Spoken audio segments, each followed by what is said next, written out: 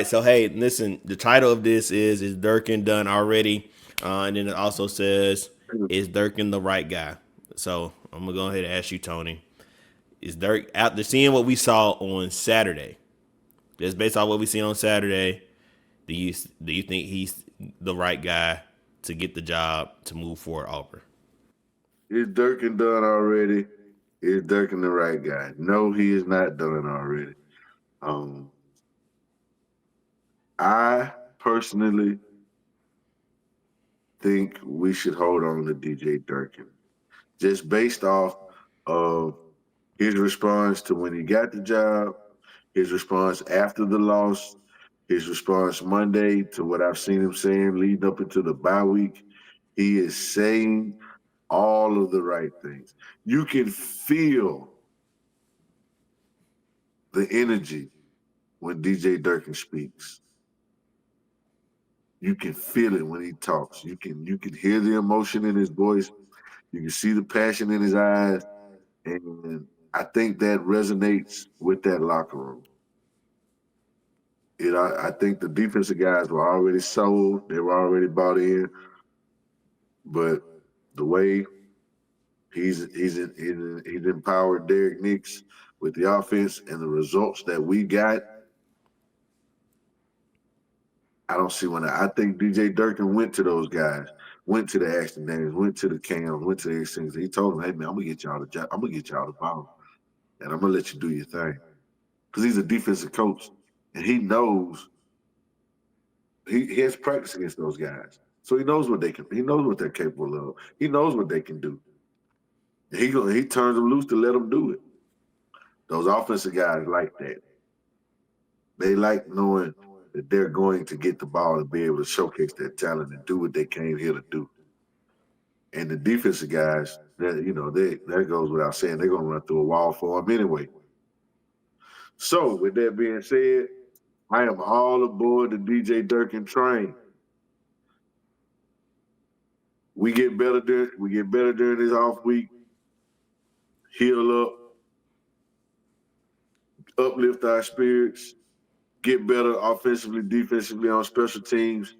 We come out, belt the ass on Mercer, get them out the way. I need that to be impressive. You know what I mean? That needs to be an impressive victory. Defensively and offensively, we need to, impose our will, put our foot on our necks, and get ready for the last game of the month, which is going to be a big. That's gonna really tell the tale. That's going to show us everything we need to know. So right now, I'm loving the DJ Durkin. If he can show improve against Alabama, and not that it's just because it's Alabama, but because it's the next big game on the schedule. It's you know what I'm saying? That's a proven game. And he can prove a lot. He can show a lot against Alabama as far as his head coaching ability, because he did a good job defensively against them last year. So I feel like if he can come back, put a game plan together, because I mean they aren't world beaters up there in Tuscaloosa. Yeah. They're mere mortals. You know what I'm saying? This ain't some of those super heavyweight teams Nick had put together. These guys are just they regular Joes. You know what I'm saying? They good or whatever, but they ain't above reproach. So I'm encouraged by what I saw Saturday from DJ Durkin. Every time I hear him speak, I enjoy it more and more. He energizes the program. His attitude, his personality, it's infectious, it's contagious, and I know he can call a great defense. If he can just keep the right guys around him for his recruiting and offensively, I think the sky's the limit. And what we thought we were gonna get from Hugh, you got to remember, Hugh brought all these guys in. He brought in the players. He brought in the coaches. He fumbled the ball with the execution and the overall, as Courtney would put it, CEO of the program. Yeah. with the guys we have, apparently he needed to take the Dabo approach. Be a head coach, be the CEO, let your coordinators coordinate. And so, but because he was an offensive guy, he's a quarterback guru, he's an offensive with he had to be involved. He had to have his hands in the fire. And we saw what happened. You didn't even With do that Durkin, it right. seemed like, yeah, with Huey it was too many Chiefs, not enough Indians. With Durkin, he's the chief, and everybody knows their role. Everybody, hey, you do your job, you do your job, you do your job. And if everybody does their job, collectively we should come together and not have any problems. So uh, from everything I've seen, from everything I've heard, I don't want I'm good. We don't have to go outside of the program. I like what we have, and I feel like we should just, as long as it continues, we go out there and went to bed against Alabama, then of course, we have to, they have to revisit this. But as of right now, today, November 12th, CNT Talking Tigers, on this Wednesday, on this episode, I'm all in on DJ Durkin. Okay. Answer the first question: is DJ Durkin done already? No. To answer the second one, is DJ Durkin the right guy? I don't know yet. Just based off, and let me go back to, is he done? I don't think he's done because we still have 2 more games remaining. He still has a chance to really prove himself, to set himself apart from these other coaching candidates that we're hearing. And he has the best chance because he's actually coaching the team that is already on the field. So I think he has the best chance. Now, while I say I don't know if he's the right guy right now, it's because we didn't lose the game. And the side of the ball where he specializes on, though the defense has been playing well all season, I did want them to do a lot better against Vandy. So that's why I'm still on the fence with DJ Durkin. What I don't want is to have a coach where it be kind of like Gene Chizik, where he specialized in defense, but the defense gives up so many points on the scoreboard, which Gene Chizik was a specialist in defense. I think with DJ, like you said, if we see him do something great in this Alabama game, first is handle Mercer. And then if he wins his Alabama game, I have no problem saying he should be our coach.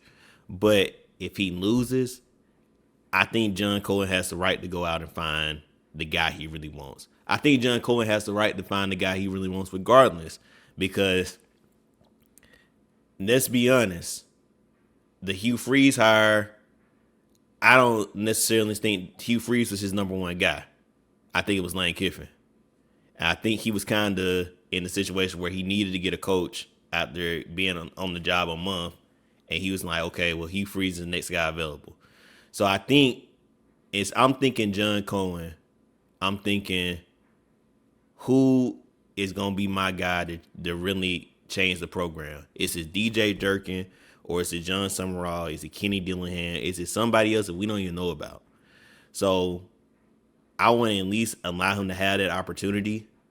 But for me, DJ Durkin, he has to win the next 2 games. Really, the last game, because I don't think we're gonna have no problems against Mercer.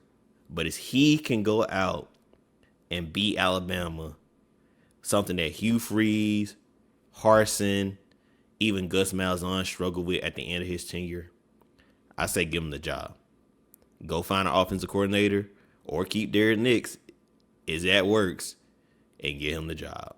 So this is how I feel about it right now. Now, But I think it's going to be very interesting. I'm going to say this. With as far as your take on Durkin, and you're like, they didn't play good against Vanderbilt. The defense didn't play good against Vanderbilt. Well, what game are we in right now? That's like the 10th game. That was the 10th game of the season. No, yeah, because it's a 12-game season, right? Yeah, you're right. Yeah, so we got 11 and 12 coming up. Mm-hmm. So right now we're what, 4 and 6? 4 and 6, yeah. Now, You can't. You, you're holding his feet to the fire for this one Vanderbilt game because like, I don't like the way the Vanderbilt game went. Brother, we had 9 other games where the defense was spectacular. I know, but still, you the Spectacular for leader. 9 games. You still the leader. I Yeah, and expected was he but not what hold on, was he not the leader of the defense for those other 9 games? yeah, yeah, Okay. So hey, it's okay. We can have one. He had a bad game. The defense had a bad game. It's okay. It is okay. but I'm still not Because ready just to give him the job because yet. that's not the norm for the defense. That was an anomaly. That wasn't the norm. Now if it was now we were giving up 30 and 40 points every other week. Then of course DJ, we're like, hey, you're supposed to be a defensive guy. But hey, we had one bad game. Don't harp too much on that one bad game. Now we go out there and Mercer puts up 20, 24, 30 points on us. Now we got something to be worried about. We go out there and Bama puts up 35, 40 points on us and 500-600 yards. Then we got it. Then yeah, DJ ain't the guy. But one game, one bad game, man. Let's not poo-poo too much on him on one bad game. I still want to see more before I can give There's him nothing this wrong with job. that. Nothing wrong with I that. But still want to. I just know uh, for the past 2 seasons, the best part of our team has been our defense. Yeah, And he's in charge of that. So let's not forget that. When we had nothing else that we can hang our hat on, we can hang our hat on the defense we're going to play well. but my other part of that is he, and we hear this conversation all the time, is he going to be the guy that can get Auburn into that conversation of college football playoff, even that's in the conversation? And I ain't saying the other guys that I named off. I'm not saying that they can do it either. Besides one, the one I say, but that's just my concern with DJ Durkin. And Hey, you really like Summerall, right? I do like Summerall. Did I did did they did they just They did they just won. lose? No, They they they won. They beat they Memphis. they They beat beat Memphis. Memphis. They They did. beat Memphis. They Okay. did. All right. So I'm just like Summerall has done a good job. He did a good job at Troy. He's doing a pretty good job at Tulane. My thing, like I said, the Summerall thing with me is just can't recruit at this level. And I don't want to take a swing on a guy because he's good at small schools.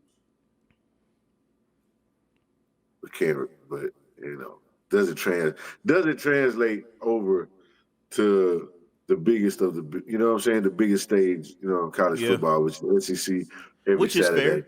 Which is fair. So that's just my thing. Yeah. Can he recruit at the level that we need him to Yeah. sustain to get to the playoffs and have a roster that looks like we have now. So that's just my only thing. Outside of that, I've heard all the good stuff about Summerall, and he's proven this. He's proven he's trying to prove himself. I just like Durkin because he's done it on high levels for college defenses, and he's here now, and Yeah. our guys are locked in with him now. And I just remember what it was like when we got rid of Gus off of the momentum of that recruit class that he had was supposed to be coming in, and we got rid of Gus, and we lost a lot of guys. We lost a lot of guys. It took us a long time to get back to the roster that we have built now. I just don't want to lose that momentum. That's why I really, that's my whole thing, is keeping the continuity of what we have now, the familiarity of the program, of the people in the program, and how things are done. Hugh was doing everything right except for getting the stuff on the field right. Like he couldn't get the offense and the quarterback right. Well, God. if DJ has solved the offensive quarterback and quarterback woes, We know him and the defensive staff know what they're doing, and they're going to do a good job. If we can just keep everybody in line and on board to continue with the off field as far as the recruiting and everything, that's my whole thing about why I'm big on DJ Durkin, because of the continuity and the familiarity of what's already going on. Hugh did a good job. Those girls that he got up there, those girls as far as the recruit, everything that Auburn does, the way they're doing it, I'm good with everything. The way Hugh had it lined up, man. He just had the CEO this thing right. Um, but everything else, except for the on field, was working. The guys, we didn't have a lot of guys getting in trouble. Excuse me. We had a couple of knuckleheads, but every school, every team is gonna have, a couple of issues here and there. Nobody's perfect. But we didn't have, guys are going to class, guys are really getting in trouble. And the recruiting and the product on the field, the roster that we built is one of the best. We got NIL, we got support, we got backing. I like John Cohen. I just need DJ to come out and be him and keep doing his thing, keep knocking on that door, and just ball out these next 2 weeks, man. Smash Mercer, have everybody happy, feeling good, offense, explosive going into that Iron Bowl, and then just get into the Iron Bowl and just get the win. If he can get the win on the Iron Bowl, or even if he loses, it's just got to lose. Oh, excuse me. And it's got to look a certain way, man. You can't look like Kentucky. You can't look like Texas A&M. You can't fall apart in the second half like we did against Georgia. And we can't give up 500 yards and 45 points.